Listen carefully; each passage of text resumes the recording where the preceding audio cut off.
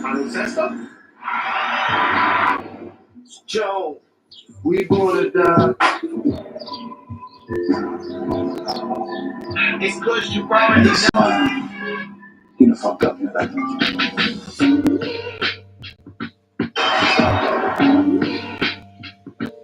Yeah. It's cause you already.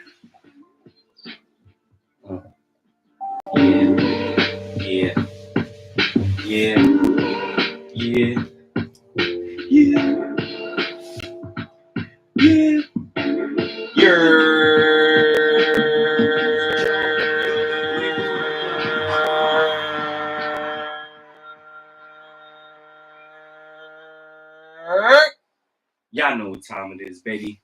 We in the building.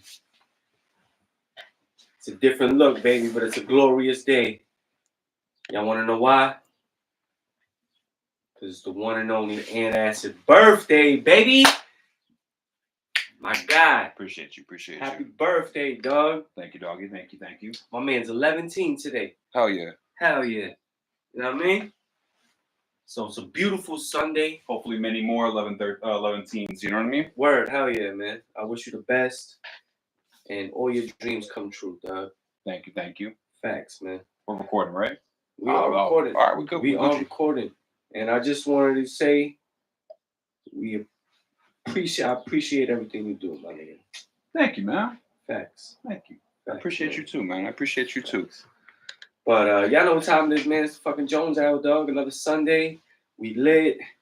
If you missed the live, you know, you can catch the playback, you know, on Spotify, Google, Amazon, Apple, iHeartRadio, and Audible, which is basically all your streaming apps. Sounds all right. You know what I'm saying? But I got to give you your props. Amstradamus predicting the Knickerbockers to beat the Celtics. I don't even want to say upset because we spanked them. Mm-hmm. Beat the Celtics to go on to the Eastern Conference Finals. And I called it in 6 too. And you called it in 6. You're right. Hell yeah. I had Celtics in 7. You know what I'm saying? But let's go over the series because we wasn't here last week. You know, shout out to all the mothers. Happy Mother's Day from the Jones Hour here. Yeah, happy belated Mother's Day. Facts. But let's start in game 1. We're down big. You know what I'm saying? Going into the third quarter, we're down 20. Mm-hmm. You know what I'm saying? And then starts the comeback. You know, they're shooting and not hitting a record of a total of 63-pointers shot in the game. Yeah. Only hitting 15, missing 45, and it was the beginning of their end. Yeah. You know what I'm saying? And we're able to mount this comeback, 20 points down, and what looks like able to steal game 1 in Boston. Absolutely. And ultimately what I thought was the telltale sign, one, we already know the statistics of whoever wins game 1 winning the series. But outside of that, their star player kind of just disappeared. You know, Tatum in game 1, and when it came down to the fourth quarter, he was nowhere to be found. You know, and it gave everyone, you know, like kind of a feeling like he ain't it. Mm-hmm. And you could feel the momentum change. Yeah. You know what I'm saying? You could feel with every shot that they took that was missed, it was just more pressure on them to score a basket. You know what I'm saying? Yeah. And they couldn't. You know. Now we go to game 2, and ironically, it's the same situation. Almost exactly the same. Yeah. I mean, you know, with the difference of maybe just time. You know what I'm saying? But we're going again into the third quarter late. Slight difference in time, maybe clock time, but and even numbers wise, we were off probably 20. like maybe like 2-3 digits off on a lot of those numbers, you know, like so like it was almost a complete carbon copy of game 1, game 2. Yeah, it's a game 2, and it happens again. Yeah, they struggle with the 3. Mm-hmm. we able to capitalize, put the pressure on, and in fact steal game 2 again. Yeah. You know what I'm saying? Yeah. So we steal game 1 and 2, which I ultimately think expose them. Expose Boston for who they are and what they were. You know what I'm saying? Because in reality, it's like all you have is 3-point shooting. As sad as it sounds, yeah. They Right? were a really deep 3-point shooting team. Like, even giving up the easy opportunities. Giving up the easy opportunities to,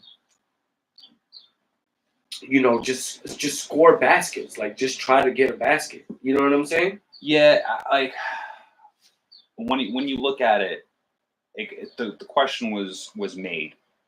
The question was made, and this is the question: were they able to even switch it up at that moment? If that's your identity and that's what you're doing, and clearly they're able to do something else. All those players have played differently their whole fucking career. Facts. You know what I mean? Like, they're able to do it, but if the game plan has been this, and it's been this way, you won a championship, you set records this whole season, you crushed the competition this whole season, you beat the Knicks every game this season. In the regular season. You know, yeah. And come playoff time, you lose game 1 doing what you normally do. So they went into game 2, did the same thing, lost again the same exact way, and they go into game 3 and they go, all right, like, do we trust the process, okay, or do we switch it up? And we learned that, hey, they're going to trust the process. Yeah. They're not going to switch it up. Yeah. And just wind up hitting 20 out of 40. Yeah. And shooting 50%. Yeah. You know what I'm saying? And it worked. But we learned, like, if that was probably not the smartest move. Like, if you sprinkled a little bit of difference in there, then it leaves the defense questioning what you're going to be doing. If you don't switch it up at all, it's the playoffs. Everyone's going to be prepped and ready. Like, that's it. This is the game plan. If they're not, oh shit, they're going to do the same thing again. Like, after that, like, boom, like, what it is. Like, all right, so they're just going to keep doing the same thing. All right, bet. Like, yeah, and then so, we see the outcome in game 3 back in the Garden. They do that. They go 20 for 40. Everybody's hitting. You know what I'm saying? Derek White was like almost like unguardable from 3. Luke Cornett literally, like, I don't know, that was game 5. But, the Chris Tapps, had a real big game. You know what I'm saying? So they all did their thing that game 3. But then game 4, the injury occurs. Yeah. Ironically, fourth quarter, 3 minutes and 8 seconds left. Literally the same time Kobe popped his Achilles. Which is kind of crazy. Yeah. Kind of crazy. You know what I'm saying? Like, the Lord works in mysterious ways. You know what I'm saying? Now, the only difference is the timing in their career. Like, Kobe's 15 plus years in. Like, you know what I'm saying? When this happens to him, and Tatum is fairly still young. You know what I'm saying? But go ahead. No. I just, do you still think that we would have won that game? Because I personally think that we would have won that game without the injury or not. I think we would have still won that game because we had that game. We had that game in the bag. That game, we already came back. We were up, I think, like 4 points at the time. You know what I mean? And we were holding that lead. Right. You know? So, like, it wasn't even like they were like it was literally going back and forth, and we were holding that 4-point to 6-point lead, that gap. And I don't think that the Celtics were able to come back. I thought that game was in the bag, and that's the reason why he got injured in the first place. Because then he was hyperextending, like he was playing extra hard, and then at that point, it's like a proving the point type of situation. Because he was having an amazing game. Yeah. But he was trying to prove, like, yo, I'm the shit. You know what I mean? Like, so he was going extra hard. He should not, like, you know what I mean? Like, that guy for us is Josh Hart. You know what I mean? Like, you don't have to be the hustle guy as well as be the guy that's putting up 50 fucking points. You know what I mean? Like, so he put up 50 points. Went for basically, what was it, a crossover? He did get, no, not even, like, it was more. He went for a steal. Did he go for a steal or was it a loose ball? He was on offense. He was trying to drive, I believe. No, he was on defense. It was a loose. No, he was on offense. The ball gets poked and he loose. tried to accelerate. All right, it's like he tried to accelerate. Yeah, Brunson has the ball, and then Brunson gets the ball, he goes to lunge for the ball, and basically because of that lunge, fucking fucks his shit up. Word. But yeah, I mean, in general, like I have nothing against. Like, I'm not gonna lie, man. Like I've been talking shit about this through this whole series. You know, like. So now, well, I mean, it's an unfortunate series of events, especially for Boston. But you know, the reality is like nobody gave a fuck when we was hurt. No, nobody gave a fuck when we got injured. Oh, it's part of the game. Blame Tibbs, minutes, whatever. You know what I'm saying? Yeah. And last season, but fortunately, this time we're the benefactor and not the. Fortunately, yes. But yes, I believe though that like there is a big differential there. Like the differential is that this is a season, like this is a career-ending injury.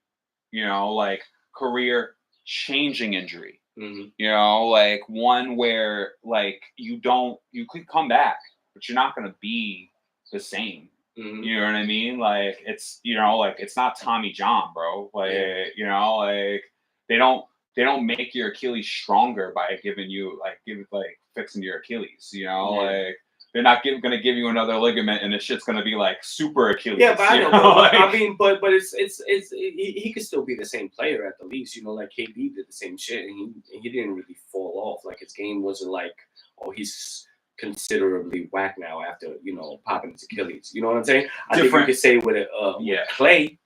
It's Clay kind of like it's still his injury. Still a different game. KD can be completely off ball, top of the key, like that's it. You know what I mean? Like and literally like dribble, pop, dribble, pop. KD's not running in anymore. KD is not as aggressive as he was before that injury. You know, so like KD has the game and has the talent to like live. You know what I mean? Like that's the difference. And I think that it's gonna change. It's gonna change his game. You know, like he's going to be that wing guy now. You know, like unfortunately. I mean, look at Clay. Clay's the same thing. So like it's just gonna be one of those things. Like you could be a wing shooter now. Yeah, facts. You know, like well, I mean Tatum, we'll see, but he'll be out some time, probably at least 9 months, possibly the whole next season. You know what I'm saying? With the timing of this injury, you know what I'm saying? Depending on what Boston does, but Boston is in such a cap hell. You know what I'm saying? Almost like a $500 million team. Yeah. You know what I'm saying? $700 million team going into next season. Like they have to cut a lot. You know what I'm saying? So what they did last season paid off. You know, like it won them a chip. Yeah, it got the chip. It got them a chip. But like in general though, like you are right. Like they kind of set themselves up for like, are you really going to keep Holiday? Like there's a lot of them you're not going to be able to keep. You're going to be able to keep probably all the people that are on the cheap contracts while you maintain Tatum and Brown. The only part about it is that Tatum is not going to play the whole season. But you know what I'm saying? Something tells me that they could rebound. You know what I mean? No, yeah, I'm not saying nothing out, but they, we're going to see how good their GM and coach is because now is going to be the time to really step up and evaluate what you got. You know what I mean? Yeah. But let's go back to the series. Game 3, they're able to do that. Game 4, he gets hurt. I think we would have still won. And as a matter of fact, I mean, we win that game, but let's basically say that he's on the court that whole game because without his 42 points, they're not even in the game. So it's like just because he got hurt within the last 3 minutes, even though we was already winning, you can't really front on it. No. You know what I'm saying? So let's be real. Like we probably would have taken that anyway. So that gives us the 3-1. And also that emotion going into game 5 of him getting hurt. We got to win it for you. You know what I'm saying? We're back at home. The fans are behind you. Yeah. You come out guns blazing. Yeah. You know what I'm saying? I was hoping we was gonna win, but it wasn't expected. It wasn't a guarantee, and I was okay with that. You know what I'm saying? I was okay with that. We lived through that, but I knew that deep down we could not go past the 6 games. We're not going to lose back in the Garden. Yeah. You know what I'm saying? Yeah. And man, Game 6, spanking, thrashing, history-making and game. you know what? We deserve that shit. Yep. We deserve that. We deserve to win that way. Yeah. We've been the laughingstock of the NBA for going on 20 years. You know what I'm saying? We had some highlights with Melo and Amari during that time, but up until that time, with the exception of that time, rather, we've been trash. Yep. Trash. Facts. And look at what happened. We get to it was a celebration from halftime. New York, Manhattan, 34th Street, Penn Station, all of that over there was on fire. Yeah, by the time it got to that point, it was known. Like everyone knew. Yeah, they had it was. There was an Indiana fan walking in the streets. There was no question. They threw mad garbage at him. There was no question. Threw bags of garbage at this kid. You should have known better. Why the hell would you do that? You know what it is that, and that's another thing. You know, like we live in a city, all right, like where we give passes. You know what I mean? Like you go to Manhattan, and there's so many non-New Yorkers in Manhattan that people wear wherever the fuck they want. If you went to Boston and you wearing a Yankee jersey, you're asking for some shit. Yeah. You know what I mean? If you go to Philly, you wear a Mets jersey, you're asking for some shit. Yeah. You know? Like it's really one of those things that you can't. The identity of our New York right now is you can wear whatever the fuck you want in this city and get away with it, and no one's gonna say a fucking thing. Fuck that noise. I'm not having that shit. Word. When the Knicks are fucking like the champions, bro, you ain't wearing anything, bro. Like I don't want to hear any. I don't want to see you wearing a Bulls jersey. I don't want to see you wear anything. Fuck your Jordan jersey. Fuck any jersey. It needs to be a Knicks jersey. If it's not a Knicks jersey, get the fuck out of here. Like I don't want to. Yeah, take that shit off. Or just New York in general. I mean, I'm a Yankee fan. If you're wearing a Met jersey, I'm not mad at you. But at least it's New York.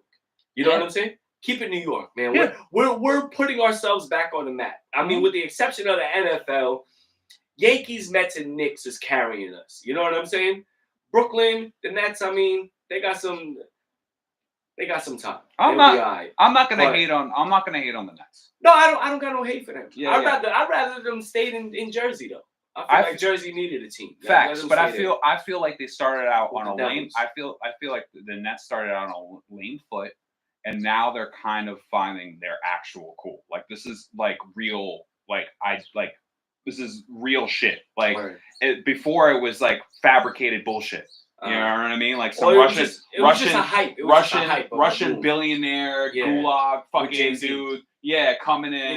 He was smart though. He was smart. He said, "Let me get the biggest person from Brooklyn." Yeah, to try to vouch. The vibes were fake. You know what I mean? Like the game plan was short term. The culture wasn't real. Like it was just a bunch of like non-real. Like because if you're a basketball fan in New York, you're already a Knicks fan.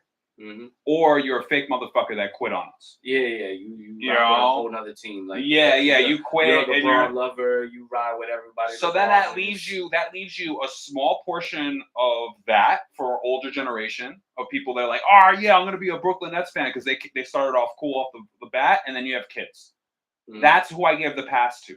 You know what I mean? Like, but outside of that, like you know what I mean? Like now they have, because of that, it's the kids. They have an actual culture. You have actual real Brooklyn Net fans. People that are, I don't know, 15 years old, 16 years old, like 18 years old that like grew up going to Nets games. You know what I mean? Like, so I appreciate that. Like, that's real. Like, I'm not going to take that away from a fucking kid, you know? Like, and now after them being there for how many years so far, now they have an actual identity, you know? Right.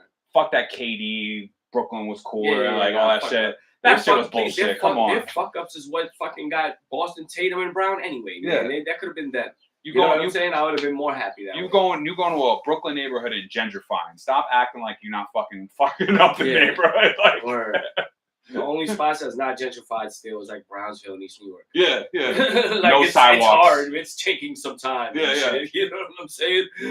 But everything else is good. But so let's go back again to the series. My bad. We No, sidetracked. no, It's a good no. day, man. Again, man. It's the one and only Acid Born Day. So let's. We on location. With that being, but now that we talked about the series, though, Yeah, we got to. you know, like I just want to talk about the Celtics in general, and how much characteristically I really, really appreciated Joe Mazzulla.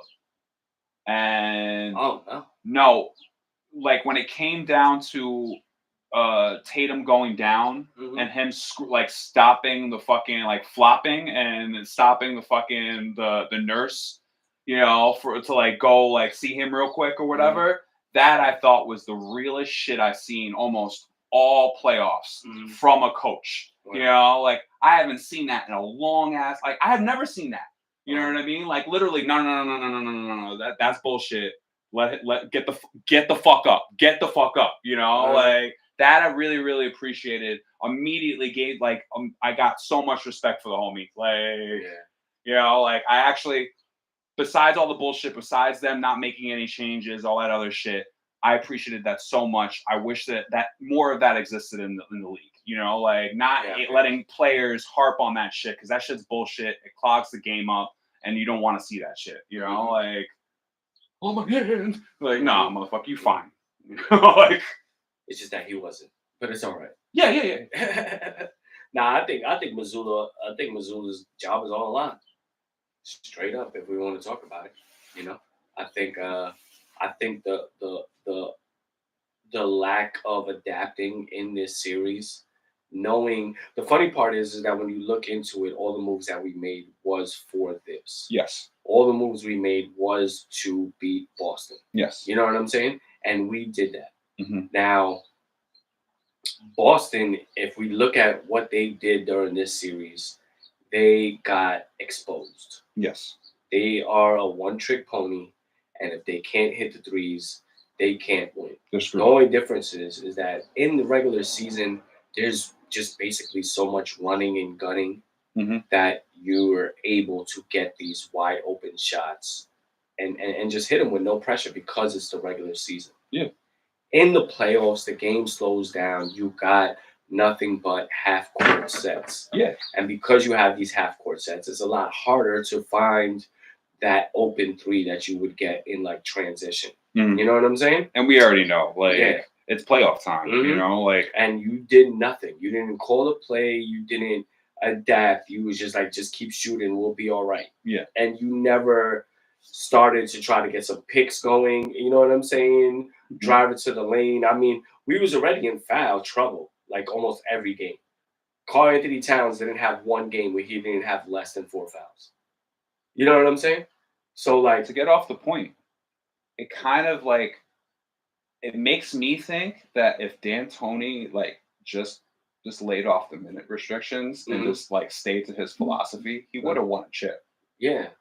No, they was bound to win in Phoenix. That's what I'm saying. That's what they were supposed to win in not Phoenix. to sidetrack a little bit, but yeah, like that philosophy is almost the same. You know what I mean? Like it's just keep shooting philosophy. You know? Yeah, but at the end of the day, it don't work. Yeah. At the end of the day, it don't work. It could get you only so far, but in these type of games, you need to have be able to execute a different game plan, and they didn't. Yeah. They didn't even have one to execute. Yeah. And that was their problem. So now we play the Pacers. Eastern Conference Finals. One of our biggest rivals to date. Yeah. You know what I'm saying? When you think about the 90s into 2000. Everybody remembers that we went to the finals in 99, but we went to the Eastern Conference Finals the very next year in 2000, I believe, against the Pacers. Yep. You know what I'm saying? And here we are again, 25 years later. Seems fitting, you know, a whole generation later gets to relive almost the same feeling that their parents did. You know what I'm saying? So it's good about it when you think of it like that. But I feel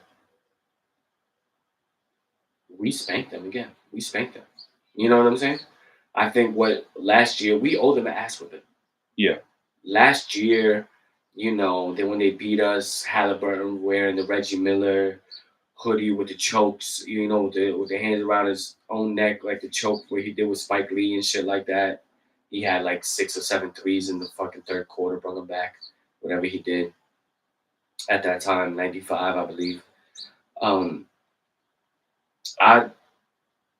You're not there yet, bro. Yeah. You know what I'm saying? And you getting real hype, riding a wave. Even Brunson and Halliburton was on Monday Night Raw and wrestling back in that time also. Yeah. You know what I'm saying? So the stage is set, bro. Yeah. The stage is set. And as long as we're healthy, we could beat them. Yeah. I look at it as when it comes down to like we had their card this season, regular season. But I feel like Tibbs has finally learned his lesson, and I'm really, really hoping in this, because this I think is the differential, and we learned this in the first round of these last couple of games of this, against the Celtics, how important Mitch is. We went into the series going, hack him, and then we're watching these games, and then we're looking at the actual like over-unders on these fucking players, and like the positive, like he's way in the positive, and everyone else in the team is in the negative. Mm-hmm. You know what I mean? Like, no, Mitch is an X factor for us. We need to start him. All right, he's proven that he's gotten his legs. He could give at least 30 minutes a game. And yes, and we need to put Cat in the 4 and not in the fucking 5. Mm-hmm. Like, Cat. Give Cat. He's not built for that 5. He's just really not. Give Cat the opportunity to cook, bro. Mm-hmm. You know what it is? It's just that it's really Josh Hart. Because I have this argument with my mans all the time. Because I say that Josh Hart, in reality, is probably not even a starting shooting guard in this league. No. When you go to other teams and compare him. Absolutely. But his hustle, his heart, literally, the way he grinds, the way he could lead on the floor, his decision making, it's like it kind of gives the argument, though. He's the heart. You know what I'm saying? He's the actual heart. And he's only 6'4", but still plays a small forward, still grabs mad rebounds, still had a triple-double last game. You know what I'm saying? Mm-hmm. First person to have a triple-double since Walt Frazier. I think in general, though, you are right. That leaves the blaring question mark. I think the answer is not Hart at the 6. I think the answer is Bridges at the 6. I think that you literally across the board already have your offense taken care of with Cat at the 4, like alone. Jalen. Yeah, and you're letting OG cook, you're letting fucking Cat cook, you're letting Brunson cook, and then Josh is the utilitarian guy. Like, we already know what he is. He needs to be on the fucking floor because of the differential on that. Like, he gives us those offensive rebounds. There's a bunch of other things that he gives us. Yeah, but he doesn't give the defense. And Tibbs is big defense. And what Bridges basically had the 2 game-saving defensive plays in game 1 and game 2 to give us the victory. But that's a 6-man role, though. Like, just because you start the game doesn't mean that you don't finish the game. You know what I mean? But you know what? I think that he would rock with Bridges pretty much like he would rock with the lineup, because by that time, Mitch wouldn't be able to stay on the floor that long anyway. Yeah. You know what I mean? Like you're gonna have to take him off on and off. Mm-hmm. So it literally would be them swapping in and out. I think that would work. Mm-hmm. And I think that it gives you more depth. Mm-hmm. You know what I mean? Then the people that you're coming off the bench is Deuce and Hart. Like, that would be Bridges. That would be way, way stronger of a case than we had the last fucking series where, you know what I mean? Yeah. I mean, it's something to think about. You know what I'm saying? I just, in my opinion, I just feel Hart is the easier to put to the bench. I mean, Bridges got a shot. You know what I'm saying? Bridges drops buckets. All right. Berto just commented. Knicks have to play their starting five, but need to get Robinson in early for defense. You can't bring him in when you're in the bonus. When the Knicks are in the bonus, Robinson can't play. That's what I was just. Yeah, that's exactly what I was saying. Bring him in early and give him the energy early. That's exactly what I was saying. But Tibbs has proven though, like if getting in early is just starting. No, I agree with that. I think Tibbs isn't going to start you and then bench you at fucking. I said he should have been the starter anyway. I think OG at the 3. You know what I'm saying? He's gonna play. He basically played against Tatum a lot of that series. You know what I'm saying? And now he's gonna play probably against maybe Halliburton or Siakam. You know what I'm saying? So I'm ready. I think we match up well against the Pacers. I think they didn't really get to see who the team we are. I think with all the injuries we had this whole season, there's no team that really got to see who we really are now that we're full strength. You know what I'm saying? And we're destined and destined to hit a run, bro. Like I legit feel we about to win the chip. Bro. He's saying he's a liability on defense. I mean on offense, but I don't think that you actually you don't need him on offense. You don't need him on offense. Anything that he does on offense is a plus. But it's just boards. I just want boards. He's not a liability. Yeah, I was about to say he's not a liability on offensive rebounds because he's already led the league in that and things like that. So he's able to do that. He's gonna be able to give those quality possessions and keep them alive. You know what I'm saying?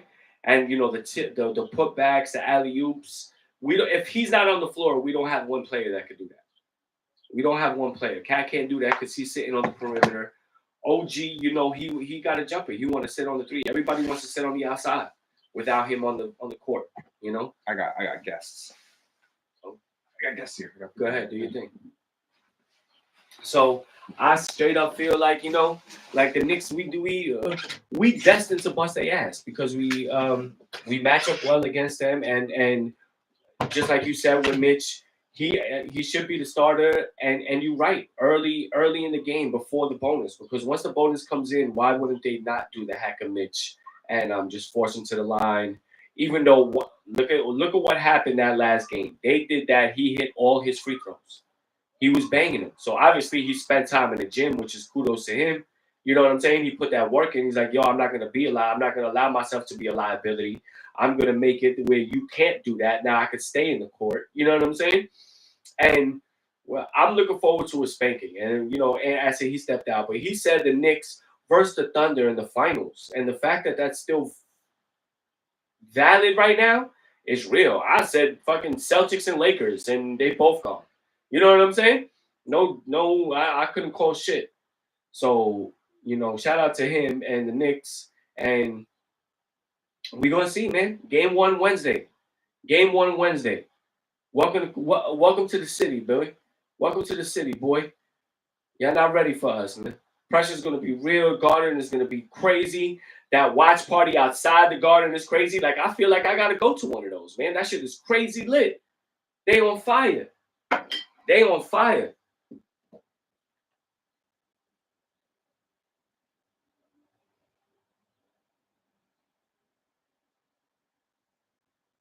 Yeah, nah. You right. You right with that. Gotta penetrate and take it to the rack. Because when you take it to the rack, you open up lanes, and that open up lanes allows people to get these shots and whatnot. You know what I'm saying? And we have mismatches. Like the problem with Cat, especially last series, is that when he had a player like Jaylen Brown or the series before that, like Tobias Harris, like those are supposed to be bodies, bro. You're supposed to be backing them in, mouse in the house, give me the rock, clear it out. You know what I'm saying? Force a double team or a foul because you got a baby on me and you're not taking advantage. And that's why I feel like he can't play the 5. That's why you got to keep him at that little stretch forward position. Like similar to like what a Dirk was back in the day, where he can hang out around there. Yeah, he could take advantage down low, do a little shimmy move, get the little N1, little basket and shit. You know what I'm saying? Like he did to Al Horford late in the last game and whatnot. But like that's why he needs to be the stretch 4 and not the 5.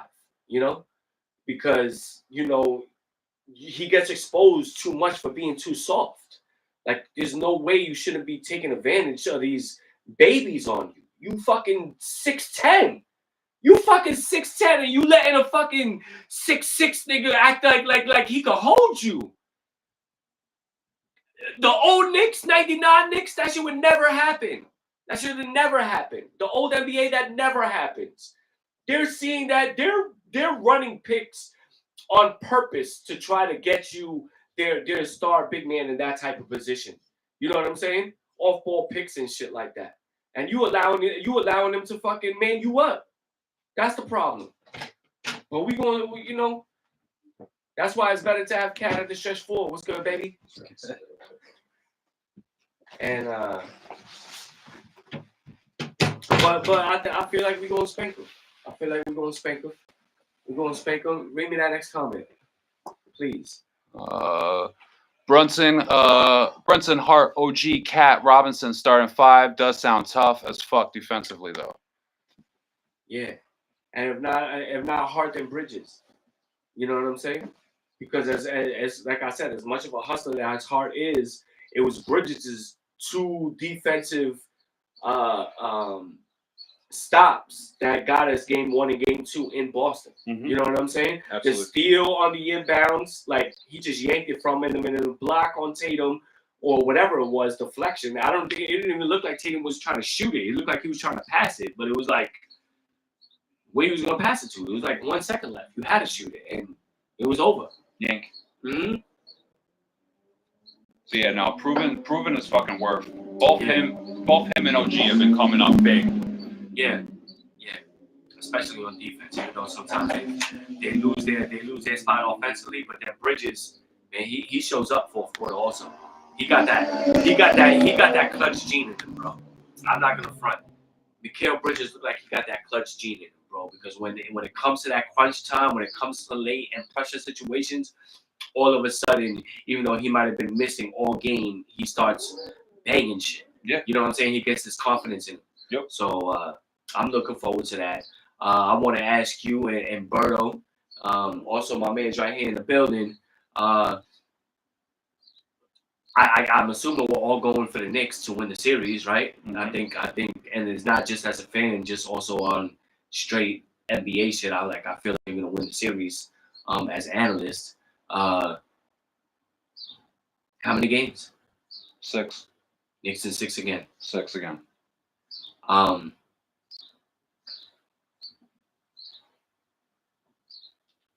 gonna go 7. I say Knicks in 7, game 7 in the Garden.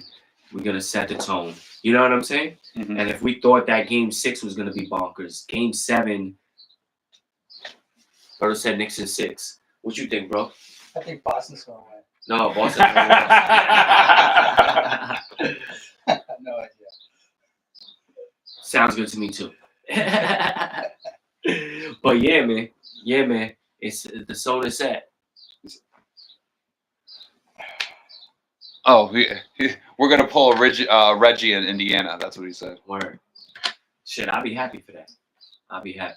Same. But I think that's it for the Knicks. That was an extended Knicks and Dimes playoff edition, Eastern Conference Finals. Word. You already know. But let's keep it in the NBA. We got a game 7 today. Yep.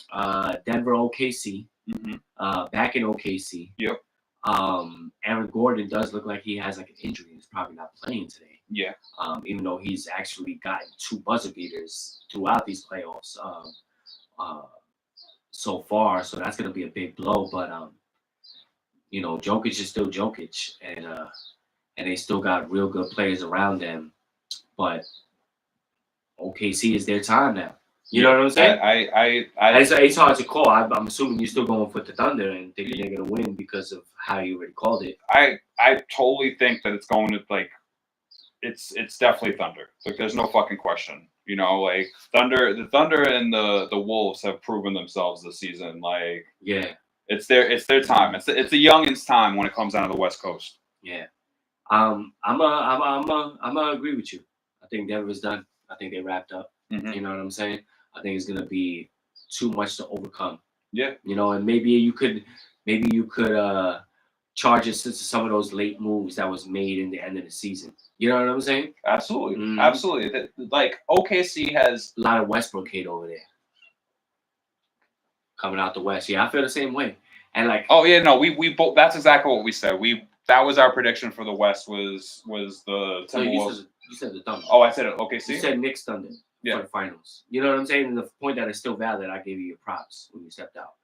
But I feel now it's gonna be the Knicks Thunder. I mean, not the Knicks Thunder, but I'm hoping the Knicks Wolves. You know what I'm saying? For this like epic storybook, like you can't write it better. Yeah, you know what I'm saying? That the Wolves and the Knicks make this move prior to the season. And it puts them both in a position. You know what I'm saying? Thinking that this is the move that they need to make to get them over the hump. And it literally gets both teams over the hump when now they're playing each other in the finals for the chip. You know what I'm saying? That's big, bro. That's big for the. I mean, not just for the NBA, just for the story, though. You know what I'm saying? Obviously, it's Knicks all day. You know what I mean? But I don't think you could write it. I don't think you could write it any better. When it comes down to OKC, they have done nothing but impress me when it comes down to the way they have facilitated drafting and getting like picking up talent. Like dude, like how many good fucking players they have in that. Like that whole starting five, like that whole team is stacked. Facts. Like there's not even a fucking question. Like when they're throwing the bag to iHeart, you know, like they drafted all those players. Yeah. Like they don't have to pay anyone for the next, I don't know, for the next 2 years. And they still got drafted. But you know what I'm saying? Like no one's getting any real money until how many years into, like 4 years into the the league? Not yet, no. I mean they're all high draft picks, but that's nowhere near like an actual veteran like star max. You know, like no, like honestly, I think for them they need to win now or they need to win next year. Like they need to win within the next couple of years because then all those players, they're all star potential. You know, like and they're all gonna be yep, exactly. They're not gonna be able to afford that team in 3 years. Not facts. But yeah, it's their time. And SGA, he's probably gonna be the MVP. You know what I'm saying? Who else would be the MVP this year? You know what I'm saying? Yeah, Tatum. See that I think it would be Jokic. I think the NBA is tired of giving it to Jokic. The thing is, like, the thing you have to. All right. I mean, obviously, he's doing. This is a giant question mark. Same thing with Russell Westbrook. Like, the giant question mark. Literally averaging a triple double and still didn't fucking. But there's a giant question mark of like actual what does MVP mean? You know what I mean? Because yes, SGA is MVP material, but if you look at SGA's team, SGA doesn't need to be like MVP material for the team to win. Yeah, no, but SGA also fucking averages 30 a game. No, I understand that. Like the numbers are there, but it's not necessarily like the rest of the team is trash. Whereas fucking Jokic is still the best fucking like player in the world, all right? And his team is not like he has Westbrook and fucking Gordon. Yeah. And you know Murray and Murray, you know what I'm saying? And they got other players. I mean, it's not just them. I just think that Denver is less stacked compared to OKC, and because of that, it kind of boosts your numbers. You know what I mean? Like I think. Go ahead. No. And also, I think just like you're talking about star factor and shit like that. Like there's a big question mark there. Like I think SGA, you have a point. You know what I mean? Like yeah, I feel it because I think Jokic definitely makes everybody better. Yes. And that's why he's alwaais in contention for this MVP and the triple doubles and the numbers. You know what I'm saying? But I also feel like what Shea did is more for what his team needs. Oh fuck yeah! Like the 30 that he drops per game. 30 is carry with carries barely them. Any threes. Yeah, what carries? Dude is shitty from the 3-point line. Yeah, but that's what carries. He's a crazy ass player to have in fantasy. You know, dude put up 50 and have 50 points fantasy wise, and you're like, how the fuck did you do that? Oh, it's all 2-pointers. That's the reason why. I just scored 50 points and 2-pointers. Like what? Yeah, but yeah, fucking so. Who do you have winning? You have OKC? Yeah, I have OKC. I have OKC too. Yeah, I have OKC. I think it's their time now. I think, like I said, those late moves that Denver made could be the reason why. You know what I'm saying? I don't think they might have, I guess, maybe players or whatever it was, the inside turmoil that felt a certain way about Russell Westbrook playing minutes or whatever it is. You know, just might have been the straw that broke the camel's back and not, you know, allow them to get to the next level. You know what I'm saying? Because of their own inside bickering or whatever it is. You know what I'm saying? It was the beginning of the end for them and their downfall. I mean, I'll be shocked if they win. If they do, you know, kudos to them. And you can't really count them out. You know what I'm saying? Until somebody does beat them.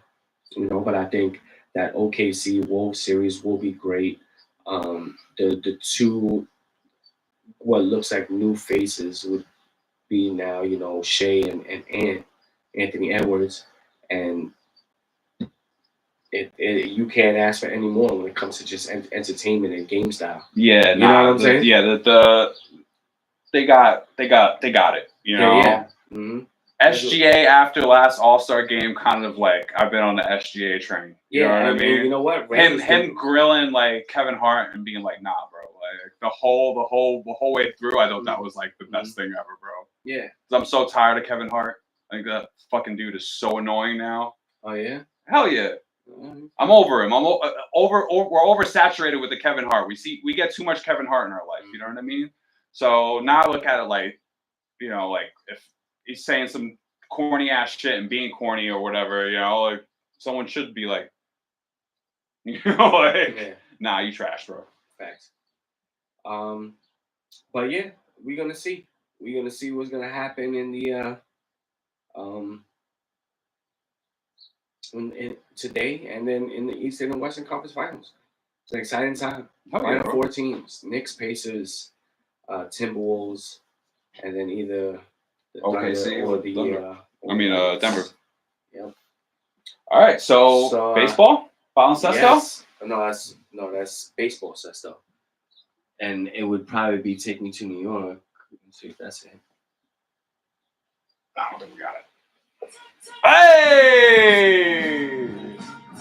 We still got the drop. Oh yeah. You already know, New York Baseball Report. It's the fucking Subway Series, man. Word. It's the Subway Series, man. 1-1. We took the first game in the Bronx. Y'all took the second game yesterday in the afternoon. And tonight, Sunday Night Baseball, ESPN. Tiebreaker, 7 or 8 o'clock. I don't know who's one of them. But it's going to be Mets Yankees. It was fun. You know what? Before we get into how every team is doing, you know, I think it was fitting. And, you know, there's been a lot of backlash and people mad at what the Yankees did. But when Soto's returned, he walks out to the field and the fans turn their back on him. Bleacher creatures turn their back on him, just the way he did us. You know what I'm saying? And I think it was fitting for the way he reacted. You know what I'm saying? Like, you was chasing the money. It was basically clear. You know what I'm saying?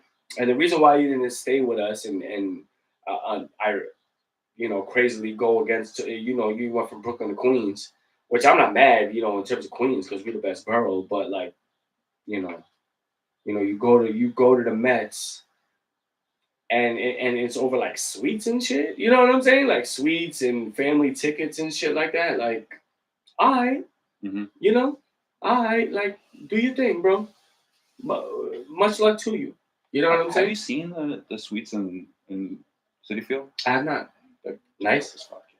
Yeah, I'm pretty sure they are. You could rent a room. Like you could sleep there.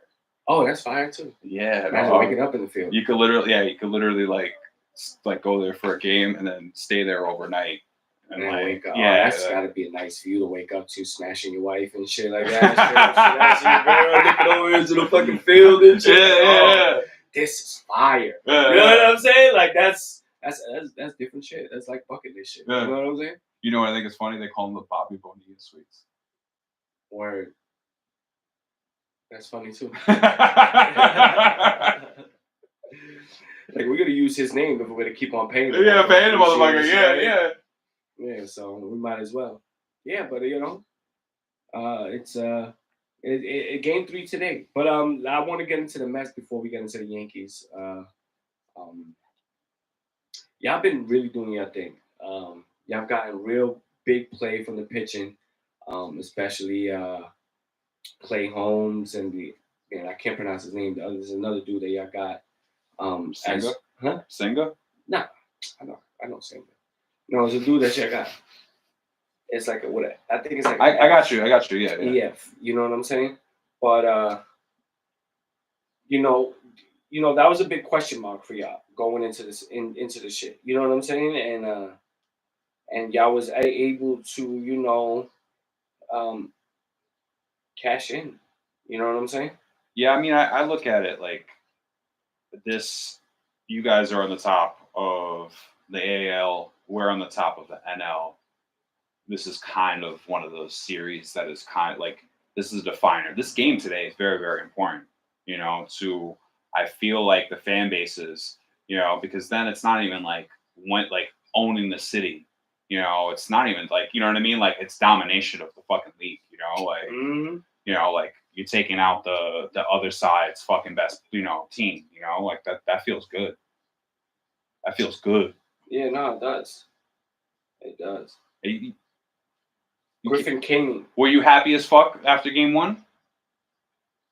Of course, we won. Yeah. You know what I'm saying? Were you happy as fuck after game 2? Yeah. Because you won, right? Yeah, it was like, you know what I mean? Like with you, I bet because you guys, if y'all would have lost, man, I would have been talking a lot of shit right now. No, it was a different game though. No in defense. I'm just saying like the reason why I reacted like that because it was a completely different game. Like game 1, we got blown out. Yeah. Game 2, we just straight by. Yeah, exactly. Like difference. It's a big difference. Difference in how you win the game. Yeah. 3-2 and 7-2. Yeah, I'd be happy if we came back and we blew you guys out. You know what I mean? Pause. Yeah. But yeah. Well, let's hope that I know it's gonna be a good team, a good game today. Because it's just so much bragging rights that go within it. You know what I'm saying? And we see what's happening. We see how it goes down. But like I said, Griffin Canning, that was a guy I was thinking about. Somebody you picked up. Clay Holmes, Peterson, Senga.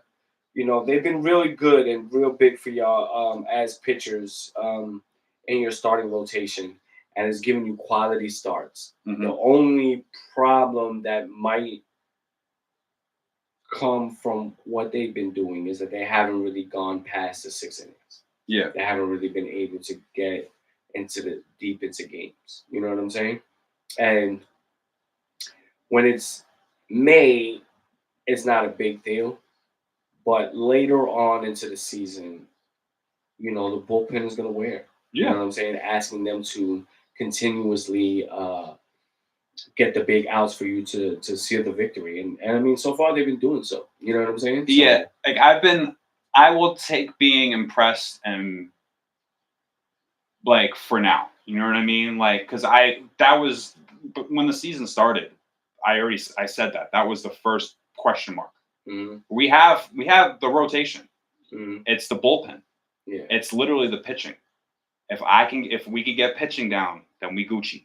You know what I mean? Like, but so far you have. Yeah. So like that's a differential. That's what I'm saying. Like it's been real good so far, and actually like surprisingly good. You know what I'm saying? Like Clay Holmes everybody was thinking like he came from the Yankees. He was our relief pitcher, 7th, 8th inning, 9th inning guy, and now you're converting him from somebody that was bullpen to now a starter. Yeah, and you look genius. You look like a genius. Very, very similar case. Like I feel the same way about the Yankees. Like I thought you guys were screwed with losing Cole. You know what I mean? Yeah. Like, and you guys due to the situations of contracts and all that other shit, like you guys were kind of limited. Mm-hmm. Like when it came down to your pitching, and you guys have your whole entire Max Fried is literally like squad has fucking stepped the fuck up. Yeah. It makes it even look scarier because if we would have still had Cole with Fried, dog. Yeah. Like that 1-2 combination, teams will be scared of that. You know what I'm saying? And you never know. Like that might happen. Like that's he got Tommy John. So yeah. He's probably out. Like I don't think he can make it back in an October time. But no, no, definitely not. I'm saying next year. In general, next year. Yeah. Next year, but next year is next year, and we can't. No, facts. I'm just saying, you'll get to see that eventually. Oh, word. Yeah. Yeah. because that's gonna look crazy. And then you get a fresh Cole. Yeah, especially after the Tommy John when they say, Baby arm Cole. Mm-hmm. Yeah, man. But when we go to the Yankees, we actually finally have gotten the others to step up. Trent Grisham, Paul Goldschmidt. You know what I'm saying? These players have been able to step up and help Aaron Judge, not just putting it all on him. You know what I'm saying? Because he finally dipped under like the 400. Yeah. You know what I'm saying? He was at like 420, 430 around that mark. You know what I'm saying? Which, he was raking, but obviously, it starts to come down like just normal numbers in baseball. And he's been able to, not have so much pressure on him because these other players are stepping up, because we have a Grisham stepping up, because we have Goldschmidt stepping up and a Dominguez as well. Yeah. He's been hitting good for us as well. So it's good for now and everything is great, but there's going to be a point in this season for the Yankees, and hopefully Boone will be able to make the right decisions when it happens, that we're going to have a surplus of players and hitters that basically should be playing. Yeah. You know what I'm saying? And when you're going to make the right move in the lineup. You know what I'm saying? The day you sit Dominguez and bring in Stanton, or vice versa, or whoever it is. You know what I'm saying? Because that might be the day that, like, either Stanton hits 2 home runs and you look like a genius, or he goes 0 for 5 with 3 strikeouts and it was like, damn, Dominguez was hot last game. Yeah. You know what I'm saying? And that's what's going to be the backlash for them. Go ahead, my bad, bro. No, I think you guys are in great fucking hands. No, we're great. We're great. We don't really have not really much to worry about. There's been some surprises in the American League. Shout out to Detroit Tigers with like the best record in baseball. Like, yeah, shout out to Detroit. You're like, who knew? You know what I'm saying? Nobody called that. You know what I'm saying? Yeah. Again, it's only May, but like, no. But if you're talking about just in general, like franchises and shit, like that's the only that's the one Detroit like franchise that that can do some shit like here and there. Mm-hmm. Nah, nothing.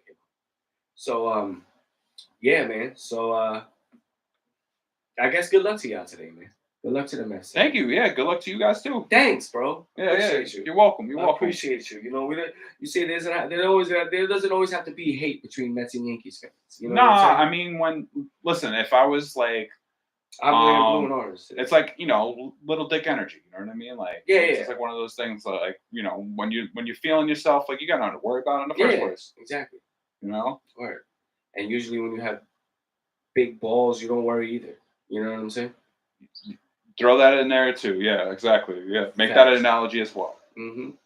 Yeah. Big ball energy. Yeah, man. Yeah, bro. I think there was something else. I mean, Mets in general. I'm kind of happy with where we're at. I think the biggest question mark right now, outside of, like you said, the longevity of our pitching, I would probably say it's Soto. Yeah, you got another Mets fan in the building for you. Here you go. Hell yeah, bro. Let's go Mets, baby. You're gonna have 2 hats? You're gonna put 2 hats on? Oh hell yeah, I got Mets everything, bro. No, this is from my boy. Oh. That's his. Yeah, no, I gotta sit with the Mets in the background right here. Yeah, but go ahead, what you were saying? Nah, I was just saying, like, in general, I think that, like, I'm really, really happy with Nemo. I'm happy with fucking Pete. Like, I'm so happy with Lindor.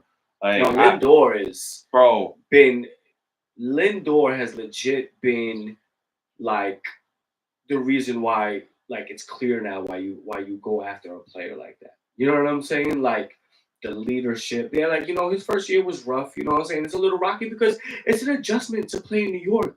Yeah. Like, people think like you could just be the man. Like if you was the man somewhere else and you could be the man here. Like, Not everybody could be the man. Yeah. Look at Sonny Gray. Sonny Gray was the man before he was on the Yankees, came to the Yankees, was not the man, left the Yankees, and became the man again. New York is so like, distracting. it's hard to play here. New There's York a is so lot of distracting. pressure. You're on the biggest microscope there is. And when your name comes up in the media, it comes up in volumes. It's almost impossible not to hear it. Yeah. Especially now in the social media age. Like, if you don't want to hear it, then, like, leave your phone at home. Yeah. You know what I'm saying? Don't turn on sports radio. Listen to fucking KTU all day. Especially not New York sports radio. Sports radio. Like, that's its own breed, bro. Yeah, because it's good. Like, your name is gonna be out there, and it's hard to block that out. Yeah. You know what I'm saying? But like, Lindor has been like, nah, I'm gonna let my game do the talking. I'm gonna lead by example. Kind of like what we saw with Derek Jeter. Like, I see, like, Derek Jeter attributes and qualities in a player like Francisco Lindor. And y'all blessed to get him. Y'all blessed to get him. And with Soto, you know, that combination hopefully could take you out to the promised land. Like, that's what's great about right now, this present time in New York. You know what I'm saying? Because not only are the Knicks scraping, but, like, we're going to be able to talk shit until October. Yeah. You know what I'm saying? Like, as New York fans, we're going to be able to talk shit till October. You know what I'm saying? I mean, when football happens, you know, it is what it is, you know? Like, we're not expecting much from Giants and Jets, you know? NHL is already over for us, but baseball is going to carry us. Baseball is going to be able to carry us throughout the whole fucking summer to talk shit. Like, shit. Yankees and Mets fans, and, like, you know, I don't, like, as a Yankee fan, it's more the fans, like, yeah, I mean, you know, you're my mans, obviously, but, you know, it's more the Mets fans that piss me off than it is actually the Mets team. And it's a great time. It's a great time. It's a great time. Where I want to be, as a Mets fan, I don't want the question mark. Like, I want to be, it's baseball. Like, we already know what it is. You have to be the top of your shit to even be, like, feel comfortable to be in the playoffs. Word. You know what I mean? Word. And I don't want to be wild card position anymore. You know, like, I'm fucking tired of it. Mm-hmm. You know, I'm so tired of wild card position. And shit. Yeah, know? like, I'm an easy path. Yeah. Yeah. Like the Yankees got last year. Hopefully we can duplicate that. Yankees got a really easy path to the World Series. You know what I'm saying? And I would love that. Yeah. That would feel so good. Mm-hmm. You know? Yeah, man. Yeah, and hopefully, you know, some of these nice teams, especially out in the West, NL West, they get to beat each other up before they have to come to New York. You know what I'm saying? Let one of them either eliminate each other before they have to come over here. You know, same thing with what we're seeing in, like, probably the AL Central this year. You know what I'm saying? With Detroit, Cleveland, you know, Minnesota. Yeah, all kind of like, you know, battling it out. You know what I'm saying? So, anything else to talk about baseball-wise? Nah. Let's get right into it. Vinyl? Yeah, this week's Vinyl of the Week is Big Pun's Yeah Baby. Woo! One of my favorite albums. I just, you know, as we hear in the motherland of the vinyls, you know what I'm saying? You know, I got to pick it today. You know what I'm saying? Yeah, Jones got to pick this week's Vinyl of the Week. I love this album. This is probably my brother's favorite album. Nice. I've listened to this album too many times. So many times. To the point where I have listened to this album without me even wanting to listen to this album. Like, it was one of those types of albums for me. Big Pun's last album, R.I.P. Big Pun. We've had this conversation before. I put Big Pun very, very high on the list. I would say if you took me back 10 years ago, I would have had Big Pun as my number one. I would have told everyone Big Pun's my number one. And everyone that met me that said, "What's your top 5?" And immediately Big Pun would be the first name that came out of my mouth. Now I would say Ghost or Nas, but in general, Big Pun's right behind that. I love Big Pun. Pun is probably most criminally underrated rapper, especially lyrically. Yeah, that's the sad part. But in general, if you're talking about a rapper that was, like you said, incredibly lyrical, but incredibly like successful on a pop level. That doesn't really exist. There's not too many lyrical miracle type rappers that make it very, very big on a pop level. And Big Pun was that guy.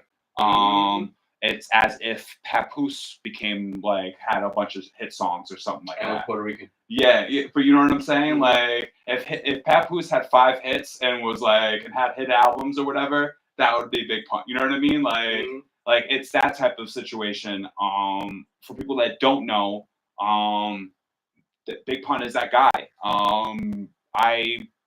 I view him better than Biggie. I view him better than a lot of other fucking rappers that people view as their favorite rapper.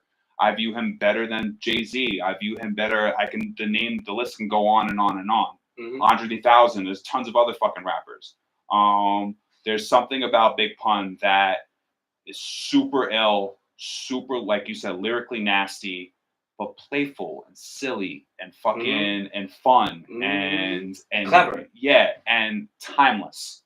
Like you could still hear Big Pun in clubs, you still hear him in bars, and I've stated this over and over and over again to you. That's so important to longevity of music. You know, like you could easily be a nasty, amazing fucking rapper, and in 10, 15 years be completely fucking forgotten. It'll just be some random nerd's fucking thing that he fascinates over or whatever. But Big Pun, thankfully, is not that guy. Big Pun is like, you'll still hear him on the radio. You still hear him like in other places. You'll be in the mall and you'll hear a Big Pun song and you're like, oh shit, that's awesome. You know what I mean? So it's one of those things. Also, like on a pop rap level, he kind of gives pop rap a boost. You know what I mean? Like the fact that he has so many hit songs, you can play like just popular rap music and get away with it because it's Big Pun, bro. Like he's real as fucking as it gets, you know? This album in general, I believe the main tracks were It's 100%. So Hard, 100%, and I guess Leatherface, right? No, I just think those two. I think it would be those two as the singles. I would say Leatherface though, probably the hardest track on here. Not for me. Let me see. Nah, I gotta. And is the Remy track on there? Yeah, Remy Martin. Oh, that's one of my favorite female. She has a line on that's literally about kicking a pregnant woman's stomach in and busting it like the bubble on her sneaker. And I thought that was the hardest shit when I was a teenager. I was like, oh my god, what the fuck did she just say? You know, like, but yeah. Yeah, nah. I mean, we have the. It's funny that we have 3 of the same top 5 favorite, you know, with Nas, Ghostface, and Big Pun. You know what I'm saying? I don't know if you have Jadakiss anyways. No. Yeah, so it's just those 3. In terms of my favorite songs, you know, as along with like I feel like the 100% and the It's So Hard, those are like they were so mainstream that it was different for me to like them. You know what I'm saying? But like the My Dick, Pause, Laughing at You. Yeah, Laughing at You Now. You thought I was funny. You thought I was ugly and scared to crack a smile. Like killing it. Then you also like what people don't know. Like he on that 100%. You know when you're talking about cracking bottles over somebody's head in the club. You know that's a Jay-Z diss. You know what I'm saying? And the My Turn, you know, that's a 50 Cent diss. Because he actually cracked Jay-Z's head with a bottle in the club. In fucking Jimmy's Bronx Cafe. And then got away with it. And then actually says 50 Cent, you know, in that fucking My Turn song. To the 50 Cent rapper, very funny, get your nut off, because in real life, we all know I'll blow your motherfucking head off. You know what I'm saying? And, you know, it's Queens for me. I love 50, you know what I'm saying? But when you look at it, like when this album came out and then what Jay-Z and 50 were to go on and be, and then hear that Big Pun, this is both of them on the same album. You know what I'm saying? We're talking about someone that knew what he was doing. You know what I'm saying? And man, just just so unfortunate of his passing. You know what I'm saying? Yeah, R.I.P. Pun, man. Yeah, man, because man, and I'm not Puerto Rican, I'm Dominican and shit like that. But the way he repped Latinos in hip hop, even though when you hear some of these other people, they talk, it was like, you know, Puerto Ricans was part of the essence in hip hop, especially when you go back into the breakdancing and DJing and when hip hop first started. You know what I'm saying? But I'm saying that, you know, he continued that, you know, essence of hip hop, essence of Latinos in hip hop. You know what I'm saying? And I'm able to, you know, show that love, man. My guy. That love, man. So I'm happy I got to pick this week. Yeah, Big bro. fun. Good fucking pick. Good pick. Bro. Yeah, baby. Definite classic album. Oh yeah. Definite classic album. Without a question. Yeah. Hood favorite. Definitely something you could listen to front to back. You know what I'm saying? Also MOP featured, debut of Remy Martin. Like, can't go wrong. So anything else? Nah, man. All right. Official Jones Hour Born Day and Acid celebration. Yes, sir. You done know. We're gonna get cracking on the barbecuing. Yeah, man. Let the celebration begin. You want to know where we at? We not telling you because you're not invited. No, I'm just playing. No, we're not. We're not playing. That's actually the case. We're not telling you where the fuck I'm at. No, we're not going to tell you where you're at. You know what I'm saying? And we're not going to invite you, but we still love you. We still love you. So let me bring up the outro. And let's go Knicks, baby. Yes, sir. Let's go Knicks.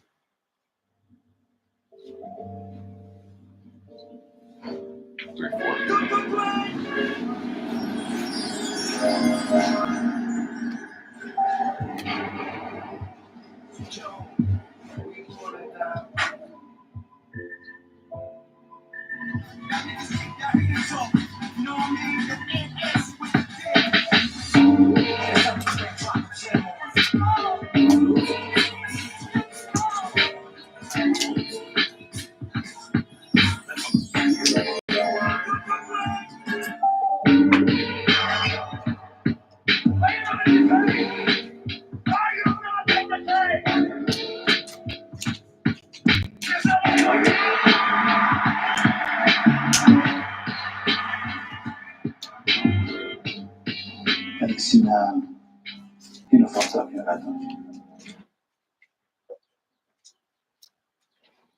Appreciate you. Huh? Fucking with us. That was awesome. Never seen you guys do it live.